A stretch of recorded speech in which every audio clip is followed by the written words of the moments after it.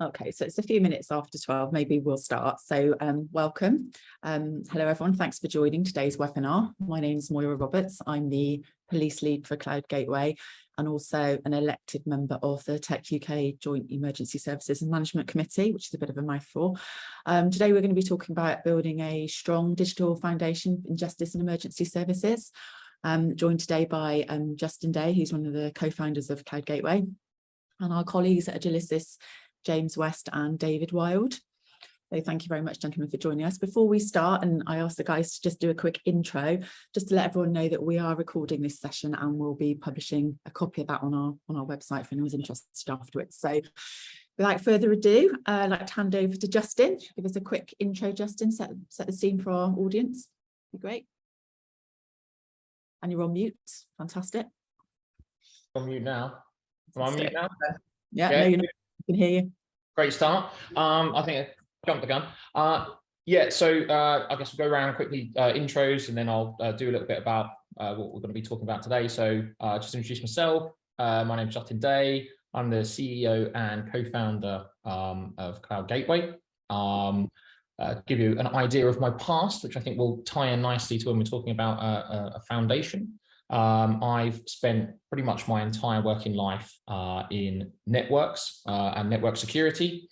I've done about 25 years, that's creeping forward now, sadly, which has been pretty much split evenly between the private sector and the public sector. So I've been given a really good opportunity to have a fairly rounded view of how things are done pretty much across the piece, which has been extremely beneficial as we move forward into this digital age. But I'll hand over to James, and then I'll come back and talk a little bit more in a second.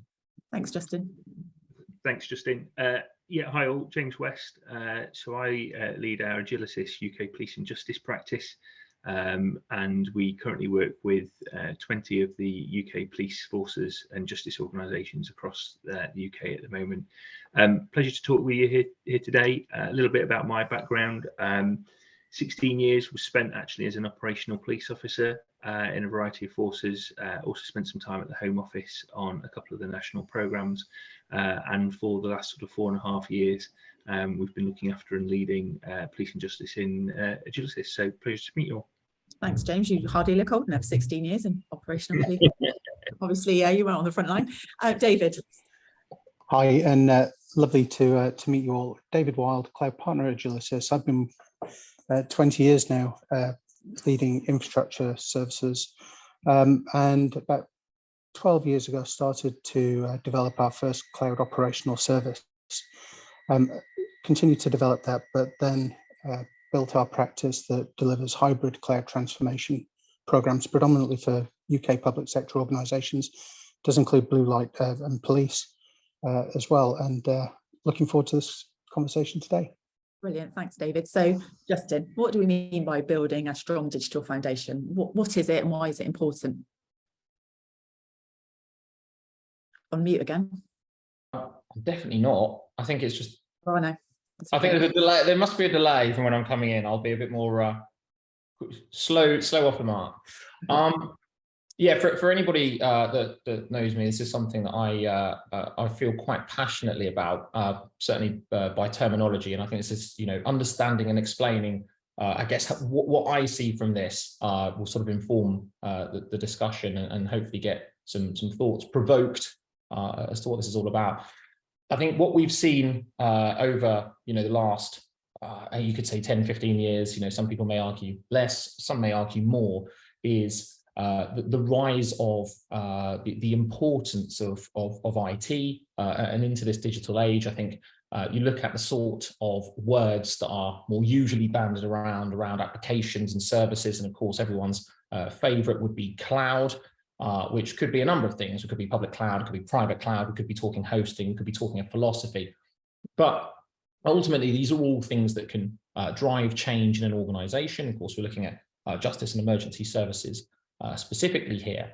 But something which is why, I talked about the fact that I come from a network background, so that no one gets caught short as to why this is a passion of mine, that is often thought about too late, and this is a historic thing as well, is the underpinning foundation of IT, which is your network. And of course, historically, that's probably been a fairly cumbersome private network, probably delivered as an MPLS by a very large telco or managed service provider. And a digital foundation, something that I don't think is talked about enough, particularly in this modern age, is ultimately having all of that foundation prepared and ready such that you can make these changes that actually make the difference, on the front line, be that policing, an emergency service, even if it was a private sector entity. We need to be able to make changes rapidly. Things change. There's sort of applications and services that we need, where we might host them, how we might achieve them. And we need something underneath that essentially allows us to change at that same pace. A network, effectively, digital foundation that gives you that flexibility and agility to change at the same pace that you've come to expect from a cloud-like experience. This then really starts to promote that move forwards, where sometimes it's this last real bit that's so slow and cumbersome that can actually prevent all of these great pieces from moving forwards. If you've got this in place, it really gives you that a great ability to work from an interoperability perspective, which I'm sure we'll touch on in a few minutes more, which is not as much my area of expertise, but I know will be the other guys. It gives you a consistency of an approach towards your security, your compliance, being able to be truly, aware of everything that's going on, how it's going on, and how changes affect this as well. But being able to do things in this more agile way. I try to not use the word agile because I think it can be overused, but the reality is that it's this is what we're looking at.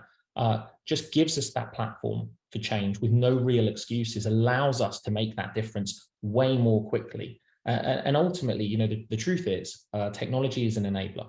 And in this instance, particularly when we're talking about justice and emergency services, being able to affect an enabler of a citizen outcome maybe months quicker than what we've traditionally been used to, or it not being a blocker to something that's then just sat there in the background, is exactly what this is about. It's about provoking that thought of considering this foundation such that the bits that really make the difference on the surface can just happen, really giving it that. So it's talking about that.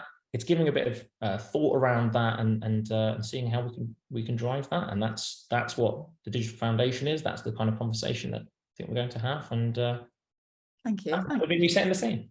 Yeah, that's good. That's really quite informative. I mean, would you agree, Agilicis? So James, David, you've got anything you want to add from your perspective? I think that digital foundation is absolutely key to a modern forward-thinking organisation. And certainly when we look at some of the drivers for change at the moment in the police and justice setting, there's kind of four really key bits that I would suggest to that. The first you fundamentally can't get away from is this enhanced citizen expectation about how your services will be accessed and how they are performed, and that equally extends to the officer or staff member. You've got this kind of rapid technology acceleration where people expect the fluidity that Justin's kind of been talking about just now from that digital foundation. And then two final bits, I suppose, link a little bit to data that you can't get away from is, that wider need for continuous data sharing, data access, cross partnership, right? So whether that be between local regional government, health, police, justice, etc., and that flow of data and almost instant access in a safe and secure way is massively important. And then the final bit is about how we're all creating and gathering far more data now in future, but actually how you use that to map the service offering and the services that you need to provide in the future as well. So I think this digital foundations piece is absolutely the key and absolutely the sort of language that forward-thinking organisations should be talking about. So in addition to the digital foundations, I know you and I have talked at length, would you also say that there's an area about digital relevance as well, making sure that digital performs for policing? So it's not just about getting the right foundations, it's making sure that it actually does what you need it to do. What's your thoughts on that, James? No, you're completely right, and I suppose that links more a little bit back to the point I was talking about this enhanced citizen expectation, and I call it the Netflix effect, right, in sort of layman's terms. But we all can access things now, and we get them instantly, and we get frustrated if we haven't got them. And actually, this transcribes through to the citizen experience now. If they can't get certain access and instant access to, updates around where they are with their crimes or access to officers. But the same effect is true here around officers, and there's a number of reasons why in this justice and emergency service space at the moment, I suppose we're seeing a lot of attrition of police officers and police resources. And I won't go as far as to say it's the technology, because I don't think it is just that. But there is a bit about how technology can help and be used as an enabler, which I think is really important. And digital relevance is a massive stream now, a part of any organisation that I don't think anybody can ignore. And I think the challenge for public sector, justice and emergency services in particular, is how we challenge ourselves to go faster, but more importantly, safer as well. Yeah, that's a good point. David, have you got anything to add? Would you agree? Yeah, absolutely. There's a statement in the National Policing Digital Strategy that says the pace of change is only going to increase from this point. And traditionally, with MPLS networks, we've got these monolithic environments that are really difficult to change. It takes a long time to implement them. I think for me, this is the enablement of a cloud type service for networks, which will enable that change and promote that acceleration of service delivery. So yeah, absolutely.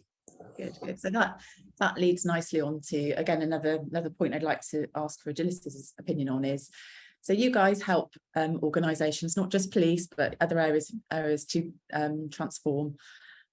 What are the common obstacles that you'll see into that transformation? Who wants to go first? David? Yeah, sure. Well, I think a number of them, skills and capability are generally one of the biggest obstacles, and ensuring that you've got the right capability within your organisation to support this. And I think, again, providing this enabling foundation, I think it's almost a plug and play type service that's far easier to manage than what tend to be quite opaque environments as well with traditional networks. We're aware of the burning platforms as well, which are force rapid change, and perhaps too rapid change in some respects in terms of you're reacting to a situation. But I think we always come back down to resilience and security. And actually, with an environment where you're sharing data between other agencies as well, how you ensure the integrity of your environment and how you secure your boundaries, I think is one of the biggest blockers we have. James? Yeah, no, thanks, David. I mean, look, I fundamentally echo all of those. I think when I look at this from a business perspective and an enablement perspective, it is exactly about that. That is one of the biggest challenges we see. The ability to go quicker, faster, harder, etc. in some instances, and some of the high cost associated with the traditional methods and how things are done. I suppose more from our conversations and the conversations I've had with Justin and stuff, I actually get really, really excited about this, because if we think massively big picture, actually what you want is this uber connected world where you've got secure data sharing between your wider public sector partnerships and other aspects, and that is absolutely where the public expect public services to be, joined up, holistic thinking, common root cause of the problem, etc. At the moment, I think collectively the sectors we try and do that. I think I can say this from spending sort of 16 years in there. We've always tried to do that, but actually the vehicle in which we do it can probably be smarter, better, cheaper, maybe even in the future, dare I say. But yeah, I think I'd echo all of those points really. I mean, it's interesting, David, that you mentioned about a skills shortage. Justin, is that something that you're seeing in the infrastructure world? We've seen for quite some time. I'm just overly conscious I'm on mute now. This is something that I think has been a problem for a long time. This hasn't actually come as a surprise to me. This isn't a recent thing. I think if you look at what we're looking at here is kind of the specifics of what is say the networking discipline as a component of the greater makeup of what is essentially information technology. You know, not to try and bore everyone down memory lane, but you know, there was a time in the sort of 80s and 90s where you would have your kind of technical colleges like your apprenticeships, and BT kind of took everyone, and this was a huge thing. Infrastructure was a huge thing, and it started to peter out. I would say in the early to mid 2000s. There are lots of reasons for why that happened, and all very valid. You know, there were more exciting aesthetic areas of information technology around, you know, anything GUI driven. Of course, it's more exciting. There was a lot less opportunity to come up from the ground, from being on a help desk, which is where I came from. And a lot of that was driven by, there was a lot of offshoring, which, you know, has its place, of course, but if you take out all of that ability to move through and into the kind of, you know, upper echelons of technology, that doesn't give you a path. And I think, you know, over the time as well, there's been a lot of, particularly from your major telcos, again, very naturally looking for cost efficiency, which means certain people maybe lose their jobs, things change, and all of those kind of things. And there's not been those kind of people coming through in their kind of 20s and 30s, and now they're 40. Before you know it, it's a very quick turnaround. And so there is a lack of people out there. I don't think there's a lot happening right now that really affects change positively for that.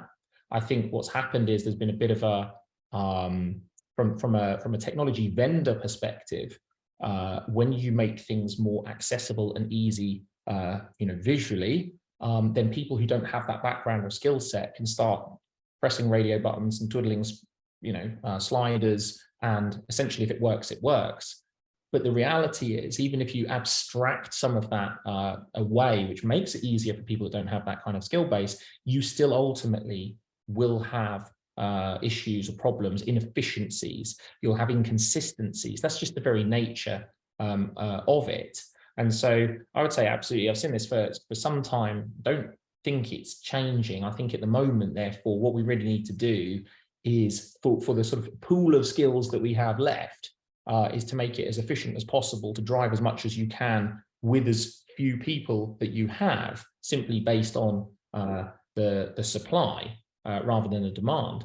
But I think something else that's very near and dear to me, that is something I think needs to change rapidly, is that this needs to be a bigger thought process coming through schools, technical colleges, universities, that networking isn't just throw it on the internet and it will work, because that's a ticking time bomb.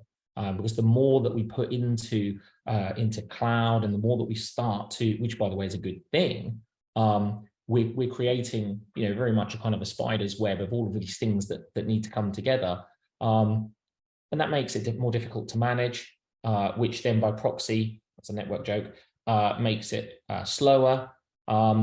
But also then from a security base and a security perspective, it carries a greater risk, because we don't truly know exactly what we've put together, why. We've lent on the internet, which again is perfectly valid for a hybrid approach, sometimes for an entire approach, but we don't quite know what we've put there or how, or a human error could lead to something a lot more devastating than had it been on private, and private might have been a consideration for what we were doing. And it starts to fall apart. So the short answer would be, yes, there is a skills gap, and it needs addressing. The longer answer is that there are ways that we can mitigate that at the moment, but this is a problem that is growing. And I think a lot of it will come to how we actually get people back, real people, not just the technology, actual real people back into the field of networking. Okay, thanks, Justin. So obviously Cloud Gateway is a networking company, so that's a subject really close to our hearts. And I don't think any of us would disagree that there's a bit of a shortage there. But David, you've got a more of a broader view, because you don't just look after the police, you look after the wider public sector. Is there any other gaps you think that, apart from the network component, what else is missing? What else could be done to help improve this foundation? I think generally anyway, there's a problem with churn, and particularly with public sector, with remuneration not keeping pace with what's on offer in the private sector. So I think that is a massive challenge, and actually how we simplify the foundation so that it can be maintained and understood by public sector organisations within their budget, I think is really important. Just thinking about other things, and it's this pace of change thing comes back to me every single time, which is we need to be able to respond far more quickly to requirements. And if we look, for example, at how our end users will access data, actually, how do we get that information out to them securely, safely, reliably? And I think that's another area where traditional networks start to let us down. And I think this foundation becomes key to that. So maybe putting you both on the spot, James and David, but you can tell me off afterwards. Can you give us any, without mentioning any names, any real life examples where the network component was the deal breaker, was the real thing that caused the challenge? James, maybe. Go on, you've not spoke for a while, so like you. To be fair, this is fundamentally a Dave question, right?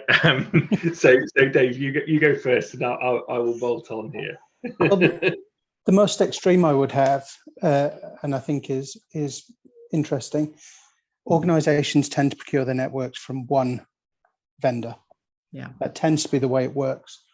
I had one large cloud transformation program that was delayed for 9 months because that particular vendor didn't have fiber capacity within their ducts.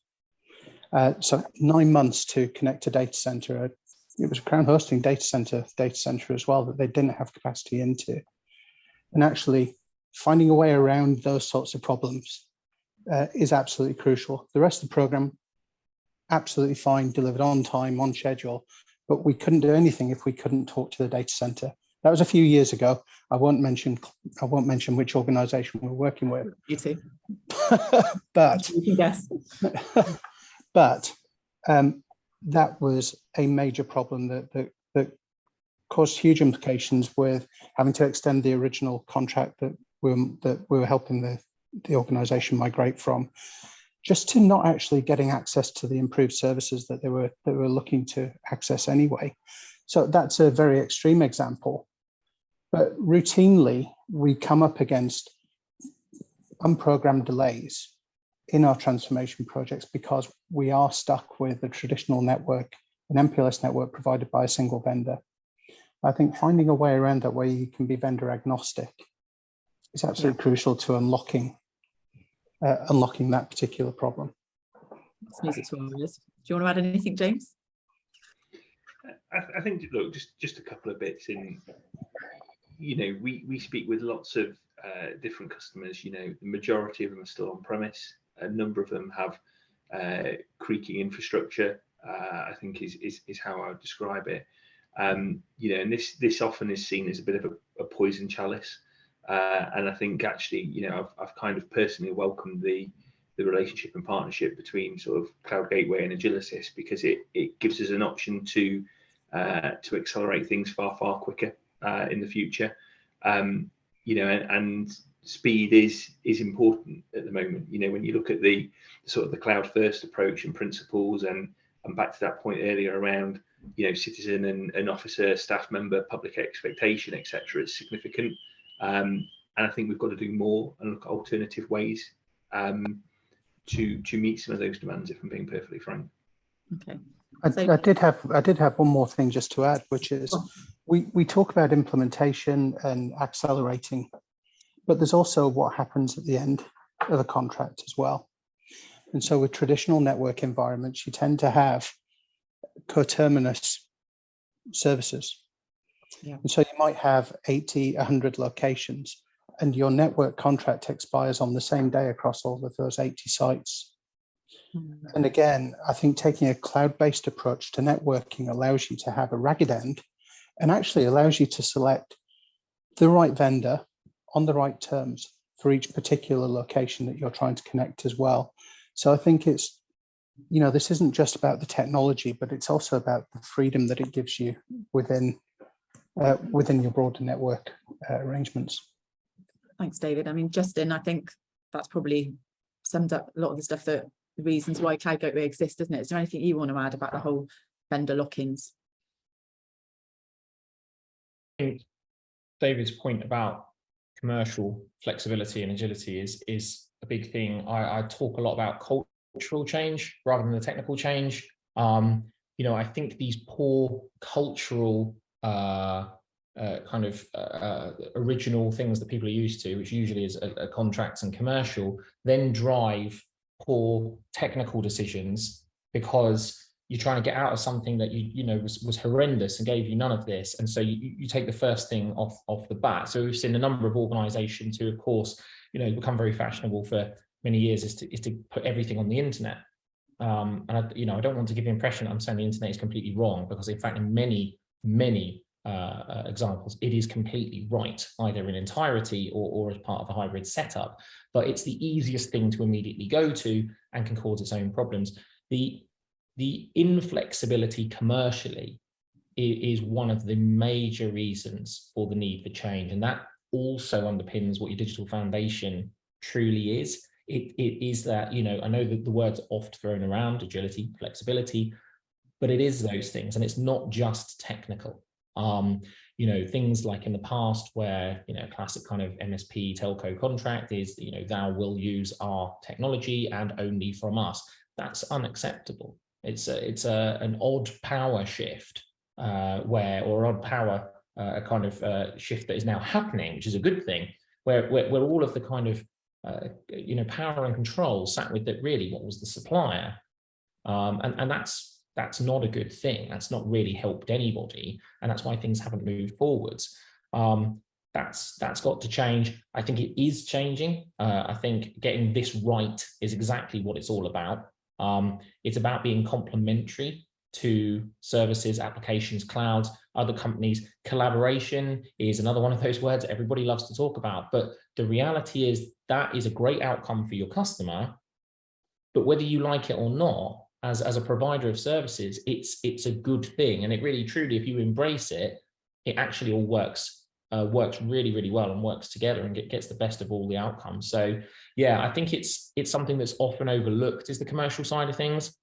Being able to have shorter term contracts, being able to have non-co-terminating sites or services, being able, like I say, to complement in things you want to manage yourself or work with other customers or third parties or whoever, suppliers, whoever they may be, is as big, or if I was having to put them in an order, I may even say that was the number one. So yeah, I'm definitely well on board with the commercial side of things, which I feel probably gets lost, but shouldn't. It should be brought to the top. It's probably one of the greatest reasons for change, more so than the tech completely. Okay, so I think we're all in agreement really that there's many facets of building a strong digital foundation. So the $1 million question. So Agilisis, you come into a new customer, clean sheet of paper. How can you help them accelerate their cloud journey? What would you do right? What have you seen done well, not so well? And clean sheet, what would you do? What advice would you give to anyone who's listening, who has dipped their toe in the water a little bit with digital transformation journey to cloud, but a little bit scared of maybe experience some of the pitfalls that Justin and David have mentioned? Where would you start, James? Where would I start? With David. No, look. In all seriousness, this is not easy topics or discussion for a number of the organisations that we deal with and we look at the moment, and it is a little bit challenging because everybody's got a slightly different view. And I think the first things that we typically look at is we look at it from an agnostic technology perspective, right? So we're not particularly wedded to any particular vendor in this space. So I think there is a bit about what is best of breed, how does it actually operate, how do we all put it together. But the reality of it is often just starting small and starting with a sort of an assessment around where they currently are, and then how we kind of build the steps and the foundations really from them. But Dave, do you want to come in a little bit more? Because I mean, we've done a number of these kind of initial health assessments for organisations, haven't we? Absolutely, and understanding your environment is absolutely top of the tree. Understanding what you have today and where you're trying to go I think is crucial. And to that, involve your organizational stakeholders in your planning so that you make sure you're addressing your organization's requirements rather than technical requirements, which quite often we hear that organizations want to go to the cloud because it's cloud first, rather than actually what are the business challenges that you're trying to solve. And so having your organization stakeholders on board is key. And I would say that's as important, if not more important, than understanding your environment and what you have today. But the other thing I would say as well is we quite frequently see that migrating to hybrid cloud services is sort of the objective. I would say actually plan for how you're going to manage your environment after migration and transformation as well. Going back to the strategy, you know, we're at the slowest pace of change that we're expecting to see. It's only going to accelerate from here. If you haven't planned for an environment that's flexible, agile, and will continue to respond to your changing, evolving requirements, you're going to be in the same place that you are in 5 years' time. So I think that's crucial. Planning for how you manage your cloud after your initial transformation program. Okay, thank you. Justin, do you want to add anything in on there? First webinar I've done in a while, so it's time to roll out. Don't let your solutions define your requirements. It's a mantra that I love to live by, but it's true. And actually, if you get the buy-in from all of the stakeholders, you will not alienate your technical teams either, who may have a more technical lean on what their interest is, of course. But it's another trap that I feel positively is heading in the right direction. But has taken some time. Is what are you trying to achieve here? Because doing cloud doesn't really mean anything. You know, many of the first cloud transformations were essentially the world's biggest copy paste from a data center into AWS or Azure. It achieved absolutely zero and ended up costing more money as well. But you know, it was great to tick some boxes on some people's CVs. That is not really what we need to do here. In fact, if anything, that causes more problems for what you then have to unpick as you go.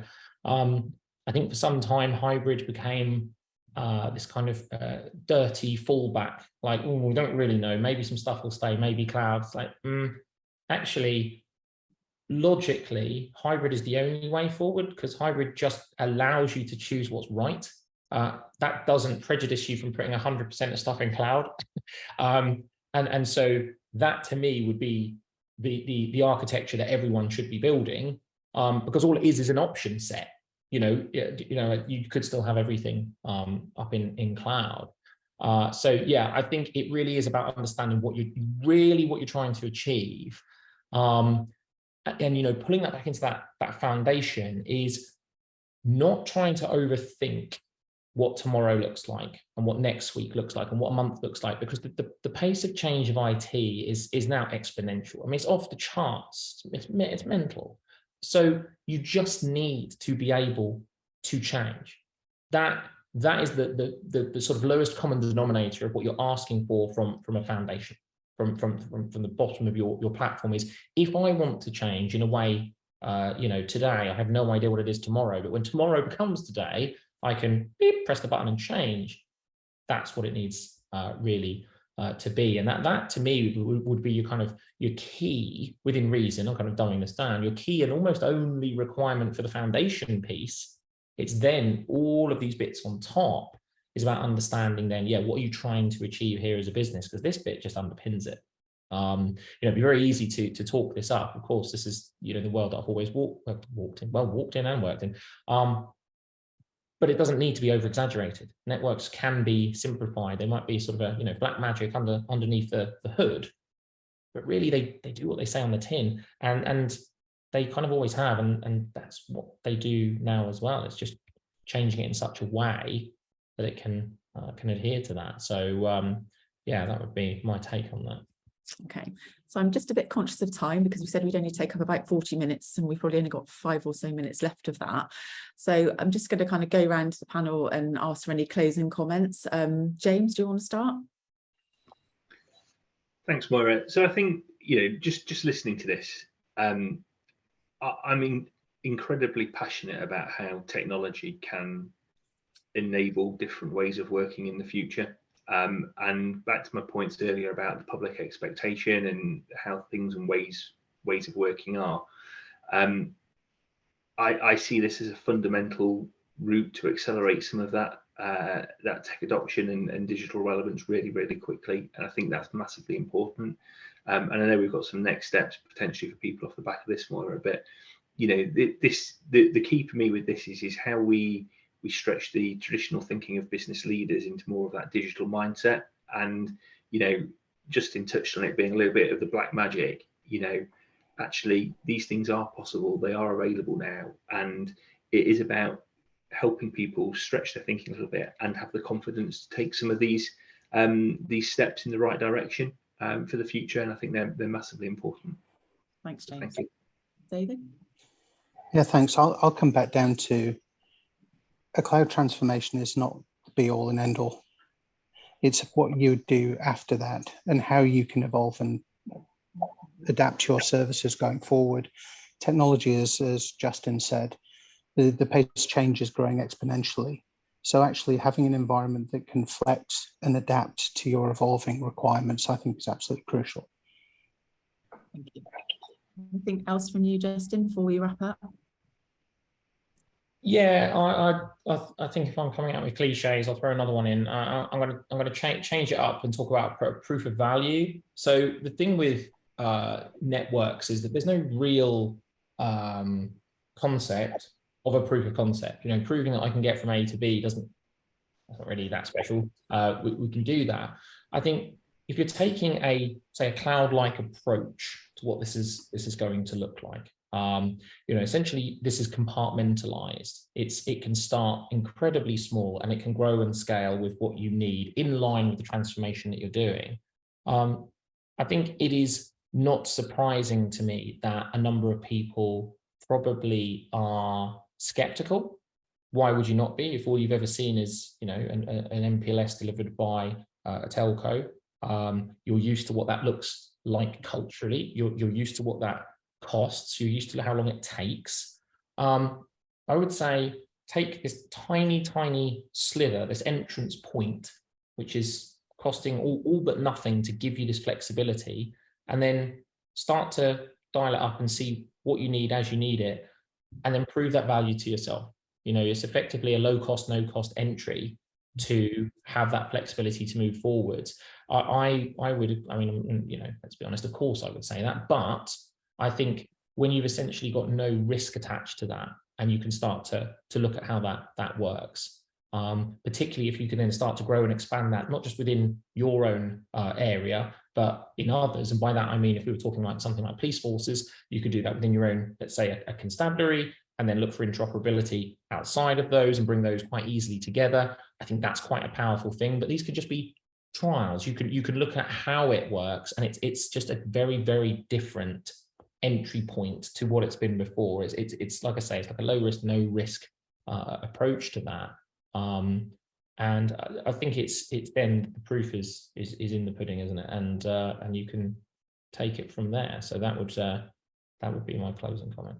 Okay, and I suppose for me, as a non-network person, even though I work for Cloud Gateway, the thing that I'm hearing is that we need to think not about our network connectivity as something which is transactional, but we need to think about it strategically, and we need to put it in right at the very beginning. So raise the priority so that right from day one, we know exactly where we're getting that connectivity and all the things that we've mentioned to make sure that it's agnostic for all the reasons we understand, flexibility, good price, best of breed, all of those good stuff. And a bit of a shameless plug really for Agilicis and Cloud Gateway. If you've liked what you've heard, we can help you with that. Agilicis can help you with your digital transformation journey. And for Cloud Gateway, we would like to talk to you about how we help you get the right network foundations in place. No obligation. If you just like to have a chat and you like what you've heard today, then please do get in touch. You'll find me on LinkedIn, Moira Roberts, or you can look at our website, Cloud Gateway, and we would be delighted to have a conversation with you, with Agilicis, together, and see what we can do to help you expedite that journey. So I'll leave it there. If there's none of the panel want to add anything else, we'll wrap it up. And thank you very much for joining us, everyone.